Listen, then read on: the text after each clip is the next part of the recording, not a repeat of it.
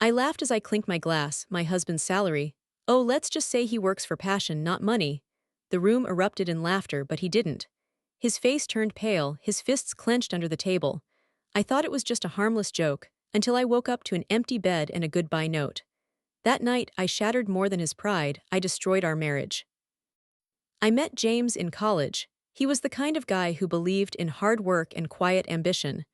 While others flaunted their internships at big firms, he spent his summers working odd jobs, saving every penny. I admired that about him. He wasn't flashy, but he was reliable. After graduation, we married young. We weren't rich, but we were happy. I had a stable job in marketing, and James pursued his dream teaching. It didn't pay much, but he was passionate about it. I assured him that money didn't matter as long as we had each other, and for years I believed that. Our life was simple. We lived in a modest apartment, took budget-friendly vacations, and celebrated birthdays with homemade cakes instead of fancy restaurants. James was a loving husband, always putting me first. Every morning, he left little notes for me, sometimes a simple, "Have a great day," or a "Can't wait to see you tonight." Those small gestures made me feel like the luckiest woman in the world. But as we entered our 30s, things changed. My friends, the ones who had married wealthy businessmen and tech executives, started inviting us to lavish parties. Their homes were sprawling mansions, their vacations were in Europe, and their conversations revolved around stocks, investments, and high-end brands. At first, I didn't care. James and I had love, and that was enough. But slowly, an uncomfortable feeling settled in. I started noticing what we lacked. My dresses weren't designer, my jewelry wasn't real gold, and unlike my friends, I didn't have a husband who could surprise me with an expensive handbag just because. James remained the same, content, grounded. But I was. The more time I spent with my friends, the more I resented our simple life. The small apartment that once felt cozy now felt suffocating. The homemade cakes that used to make me smile now felt like a poor substitute for luxury dining. I never said it aloud, but deep down, I wished James was more successful. Then came the party, the night I made that joke. A joke that, in my eyes, was harmless. A joke that, in his eyes, was a betrayal. That night, I didn't just humiliate my husband. I lost him. After the party, the air in our apartment was heavy, like a storm waiting to break. James didn't say much that night. He simply changed into his pajamas, climbed into bed, and turned his back to me. No goodnight kiss, no small talk. I thought he just needed time to cool off. After all, it was just a joke, right? But the next morning, he barely looked at me. His usual warm smile was gone, replaced with a distant nod. Instead of leaving one of his sweet notes on the counter, he simply grabbed his coffee and left for work without a word. That's when I knew something was wrong. At first, I tried to ignore it. Maybe he was just tired, maybe I was overthinking, but as the days passed, the silence between us grew louder. He stopped texting me during lunch breaks. He stopped reaching for my hand when we walked together. And the worst part, he stopped looking at me the way he used to, like I was his entire world. I tried to make it up to him. I cooked his favorite dinner one night, lasagna with extra cheese just the way he liked it. He thanked me, but there was no warmth in his voice. I even suggested a date night, but he said he was too tired.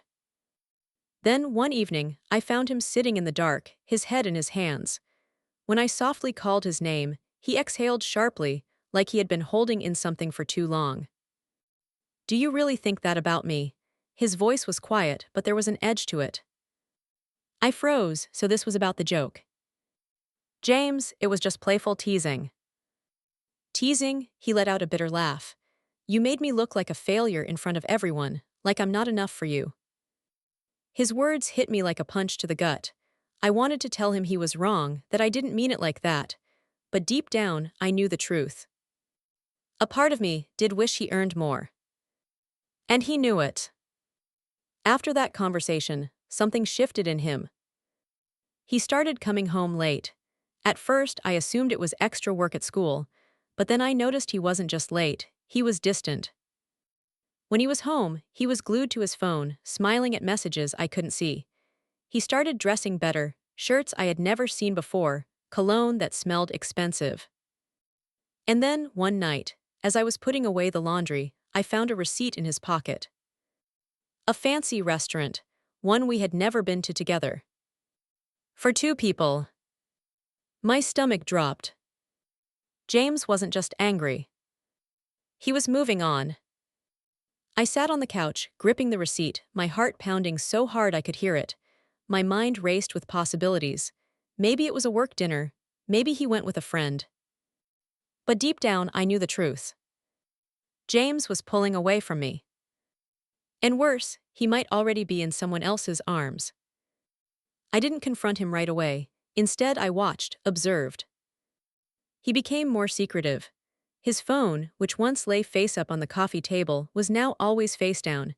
He stepped outside to take calls, his voice hushed and unreadable. One evening, as he stood by the kitchen counter, I noticed a faint smile play on his lips as he texted. A real smile. The kind I hadn't seen in weeks. "Who's that?" I asked, trying to keep my tone casual.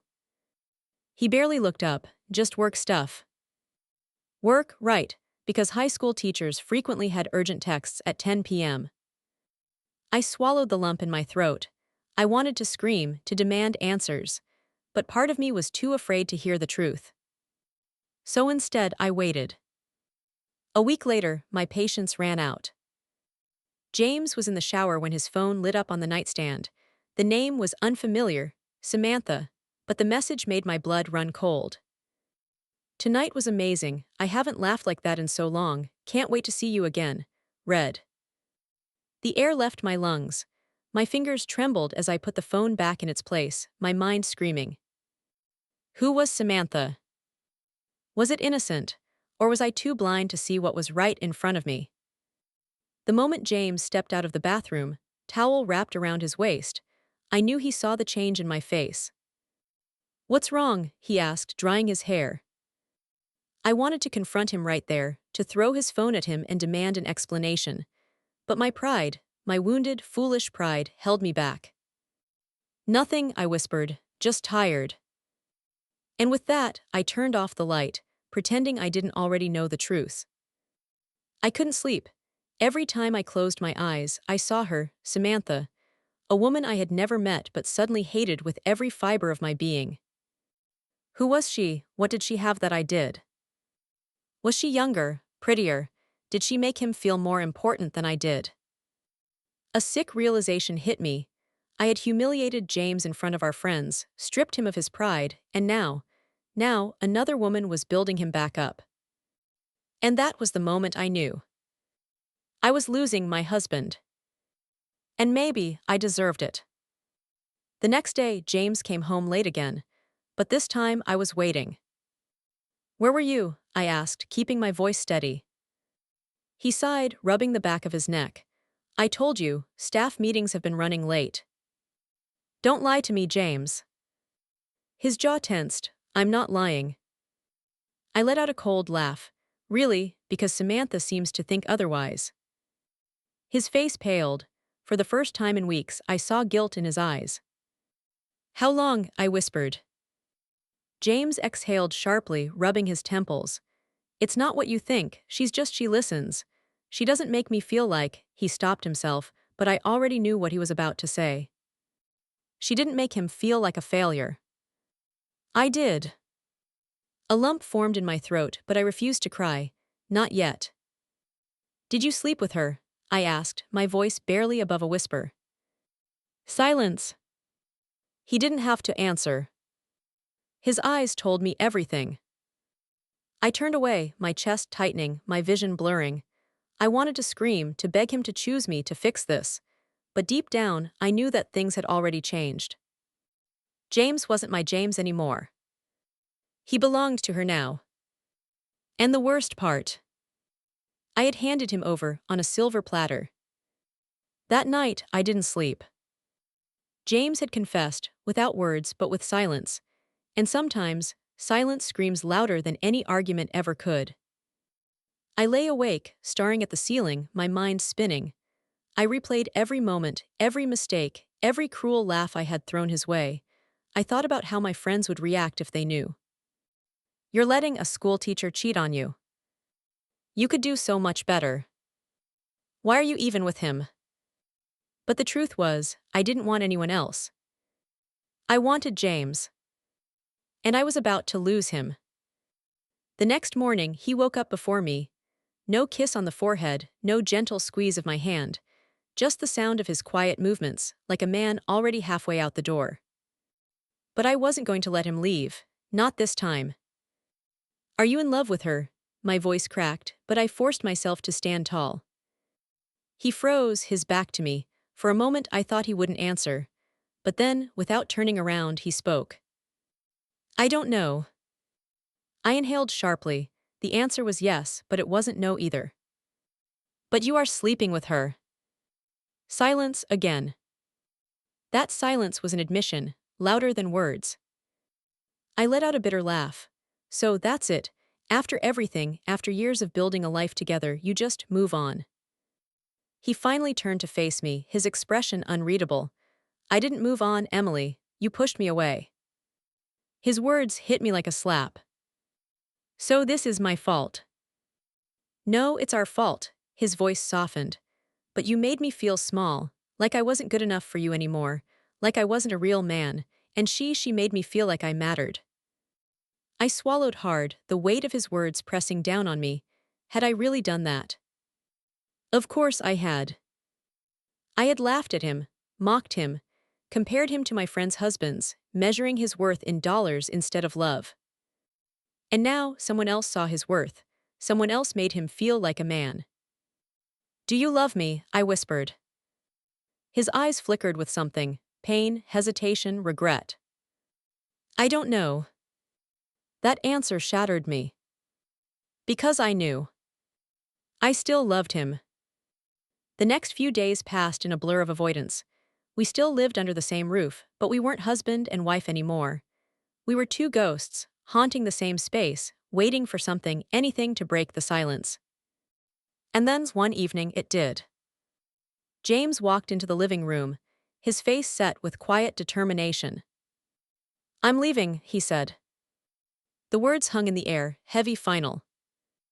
I felt my stomach drop. For how long? He hesitated. For good. I wanted to scream. I wanted to grab him, shake him, make him stay, but I couldn't. Because I had pushed him here. And now, I had to watch him walk away. I stood by the door as he packed his things. So that's it. My voice was barely above a whisper. He zipped up his bag, pausing just long enough to look at me.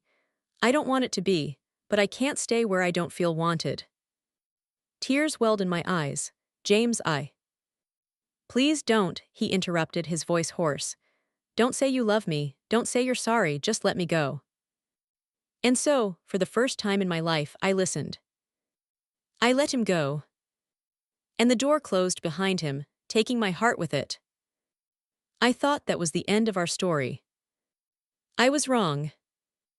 A week later, I saw them. James and Samantha. They were sitting at an outdoor cafe, laughing, leaning into each other. He looked happy, lighter, as if a weight had been lifted from his shoulders. As if I had been the weight all along. I turned away before they could see me, my chest tightening, my vision blurring. This was my punishment. I had destroyed my own marriage with a single joke. And now, I had to live with the punchline. I wish I could say I handled the breakup with grace, but that would be a lie. The first few weeks were a blur of wine bottles, unanswered texts, and sleepless nights spent scrolling through James's social media, searching for signs of her. Samantha, the woman who had taken my place.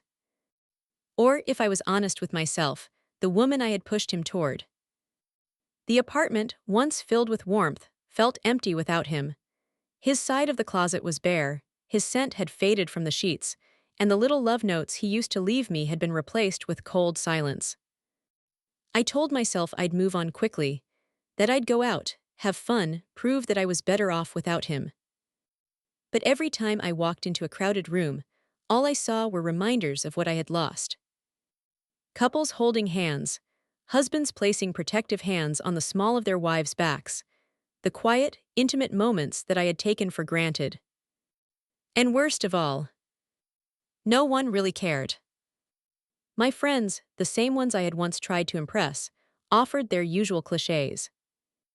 You deserve better. Plenty of men would kill to be with you. It's his loss. But it didn't feel like his loss. It felt like mine. Because no matter how many times I told myself otherwise, I still loved him. 3 months after the divorce papers were signed, I ran into an old mutual friend, Matt. We hadn't spoken since the split, and for a moment, I thought he might ignore me, but instead, he smiled politely and sat down beside me at the bar. How James? I asked, bracing myself for the answer. Matt hesitated. He's doing well. I forced a smile, and Samantha. Another pause, a longer one this time. They broke up. My breath caught in my throat. What when? A few weeks ago, didn't work out, I guess. I didn't know how to feel. Part of me wanted to be happy, relieved, even, but another part of me knew that James leaving her didn't change what had happened between us. He never really wanted her, you know, Matt said after a moment. He just wanted to feel like he mattered. His words stung, but I knew they were true. James hadn't cheated because he didn't love me. He cheated because he needed to matter to someone. And I had stopped making him feel that way. That night, I did something I hadn't done in months. I called James. My heart pounded as the phone rang, and for a moment I thought he wouldn't pick up. But then, hello. His voice was familiar, yet distant, like a stranger I used to know. Hi, I whispered. A long silence followed, then. Emily, why are you calling? I didn't have a good answer. I didn't even know what I wanted to say. I heard about you and Samantha. Another silence, then a tired sigh. That's over, it was never real anyway. I bit my lip, hesitating. James, do you ever think about us? Every day. His answer came so quickly, so effortlessly, that my breath caught. Then why? Because love isn't enough, Emily. His voice was quiet but firm. I loved you, I still do, but I can't go back to the way things were. Tears burned at the back of my eyes. I'm sorry. I know. Do you think we could ever? I couldn't even finish the sentence. Another silence. Maybe in another life, he finally said. And just like that, I knew. James was gone. Not because of Samantha, not because of the affair. But because sometimes, when you break something too badly, it can never be fixed. Time is a strange thing. In the moment, heartbreak feels like it will last forever, like you'll never breathe normally again, like the pain will sit in your chest, crushing you every single day. But then slowly, without realizing it, life moves on. I moved on. Not in a grand, dramatic way. There was no passionate reunion, no new love that swept me off my feet, just small, quiet moments where I learned to be okay on my own. Looking back, I wish I had understood sooner that love isn't about grand gestures or picture-perfect moments. It's about the little things.